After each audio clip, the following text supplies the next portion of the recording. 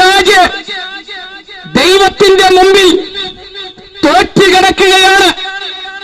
പക്ഷേ സുബോധമില്ലാത്ത ജനം തോറ്റവന്റെ പിന്നിൽ, തോറ്റവന്റെ അടിമയായി, പിശാചിന്റെ കയ്യിൽ ഒരായുധമായി, ഒരു ഇരുളടഞ്ഞ പുസ്തകമായി ജീവിതം തകർന്നു കിടക്കുമ്പോൾ ഇന്ന് പകൽ ഞങ്ങൾ വിളിച്ചു പറയുന്ന സുവിശേഷം ദൈവവചനത്തിൽ നിറഞ്ഞു നിൽക്കുന്ന ക്രിസ്തു.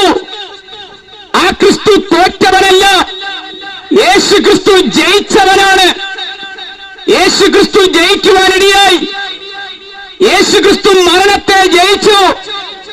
യേശു ക്രിസ്തു പാപത്തെ ജയിച്ചു. യേശു ക്രിസ്തു പിശാചിനെ ജയിച്ചു. അധർമ്മമൂർത്തിയായ പൈശാചികന്റെ തന്ത്രങ്ങളെയും യേശു ക്രിസ്തു ജയിക്കുവാൻ